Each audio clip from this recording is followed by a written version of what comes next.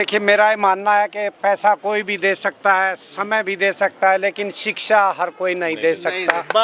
और मुझे अपना याद आता है बचपन, जब कक्षा 3 में मैंने फीस माफ़ी का फार्म भरा था और मैं उसे लेके 10 काउंटरों पे दौड़ा था कि मेरी 3.5 रुपये फीस माफ़ कर दी जाए।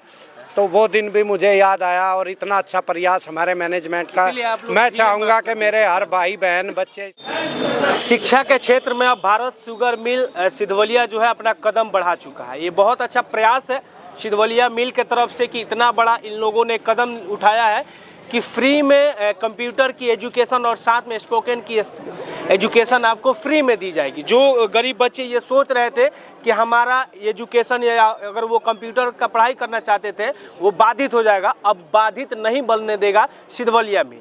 चलिए, आप देख सकते हैं तस्वीरों के माध्यम से पीछे बैनर लगा हुआ है और मिल के सारे मेंबर हम हैं, जो एक्टिव मेंबर हैं, जो हेड है, वो सारे लोग हैं। सर, बहुत अच्छी सोच है। सबसे पहले बहुत बहुत धन्यवाद आप लोग को।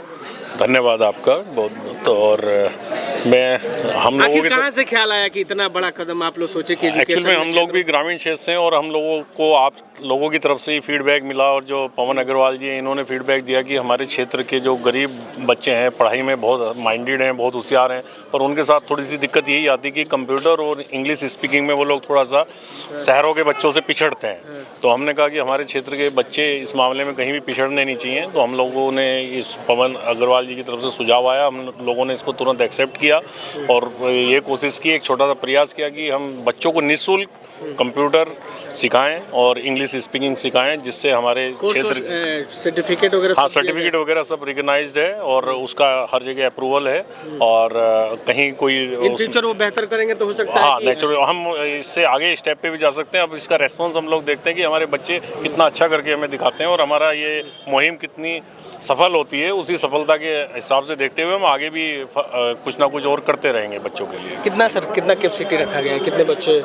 तकरीबन एक बैच में 40 बच्चे पढ़ेंगे और तकरीबन 6-7 बैचे हम लोग कोशिश करेंगे कि जितने बच्चे रहेंगे किसी को मना नहीं किया जाएगा। अगर बच्चे बढ़ते हैं तो सेकंड ब्रांच भी डालने की कोशिश की जाएगी। कोशिश पूरी रहेगी। अभी तो हम बीच बीच में सब लोगों से ओपिनियन लेते रहेंगे कि और क्या हम बेटर कर सकते हैं इस क्षेत्र के लिए, और लगातार हम लोग कटिबद्ध है इस चीज़ को आगे बढ़ाते, इसी तरह आगे बढ़ाते रहेंगे।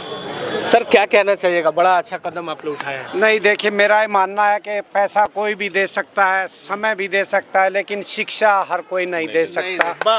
और मुझे अपना याद आता है बचपन, जब कक्षा 3 में मैंने फीस माफ़ी का फार्म भरा था और मैं उसे लेके 10 काउंटरों पे दौड़ा था कि मेरी 3.5 रुपये फीस माफ़ कर दी जाए।